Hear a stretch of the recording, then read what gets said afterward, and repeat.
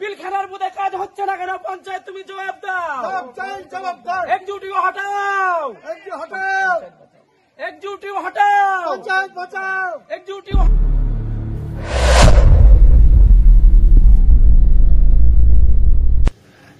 চৈতন্যপুর ২ নম্বর গ্রাম পঞ্চায়েতে মাসিক সাধারণ সভা বয়কট।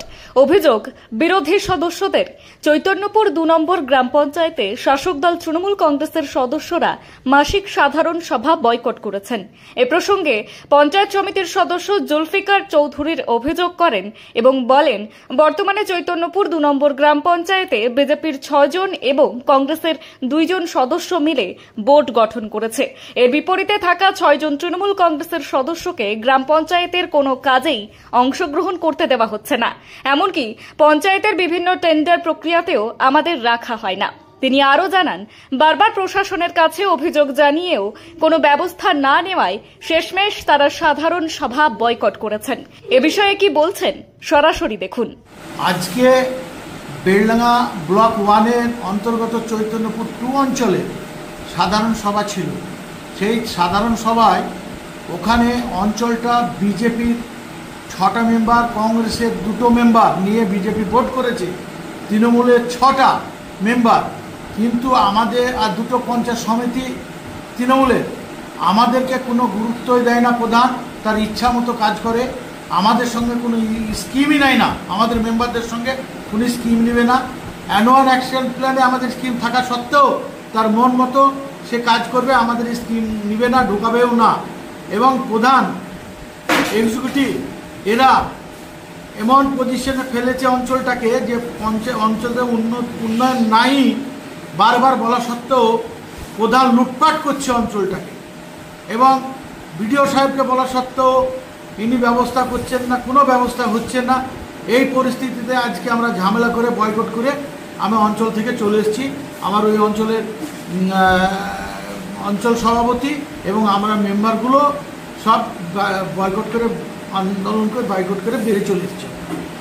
আপনারা এখন কি চাইছেন? আমরা চাচ্ছি যে আমাদের তৃণমূলের পঞ্চায়েত সদস্যদেরও স্কিম নেক, কাজ করুক, কোনো আপত্তি নাই, কিন্তু তাদের ইচ্ছা মতো কাজ করলে আমরা জনগণের ভোট নিয়ে সেখান থেকে জিতে এসেছি। আমরা জনগণকে কি জবাব দেবো? আমরা যদি কাজ না করতে পারি কি জবাব দেবো? আমার তৃণমূল দল কি জবাব দেবে সেখানে? আপনার নাম পরিচয়? আমার নাম জুলফিকার চৌধুরী, পঞ্চায়েত সমিতির মেম্বার, চৈতন্যপুর 2 অঞ্চলে 12 নম্বর পিএস। সভা থেকে বেরিয়ে শাসক দলের সদস্যরা স্লোগান দেন এবং সংবাদ মাধ্যমের সামনে নিজেদের ক্ষোভ ব্যক্ত করেন।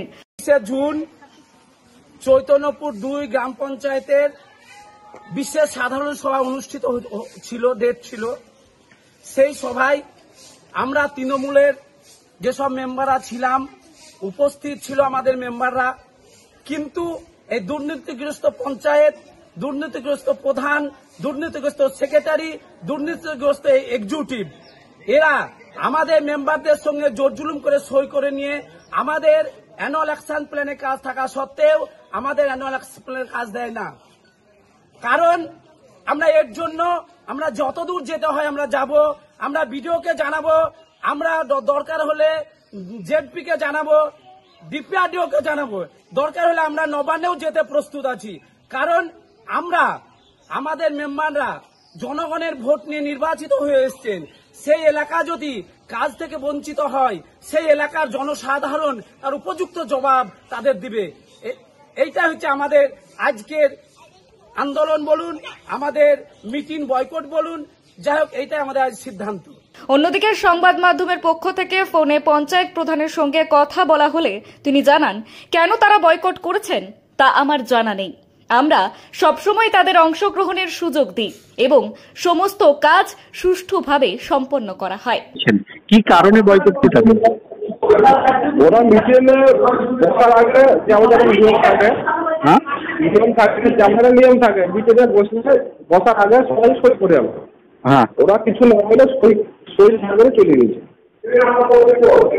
সই না করে এবার মিটিংয়ে আলোচনা হবে বিষয়ে, কিছু হয়নি, ওরা সই না করে মিটিং শুরু হওয়ার আগে বেশ চালিয়ে। কি কারণে বেরিয়ে পাঠিয়েছে? কি কারণে ওদেরকে এটা ওদের মতো ওরা বলছে, আমাদের স্কিম নেওয়া হয় কি নেওয়া হয় না সেটা তো আমাদের এখানে পঞ্চায়েতের আলোচনা করেছে। আমরা স্কিম বলছি, ওরা বললে ওদের আমরা বলছি স্কিম নেওয়া হবে না, ওরা তো ধরো ওদের স্কিমও নেওয়া হয়েছে।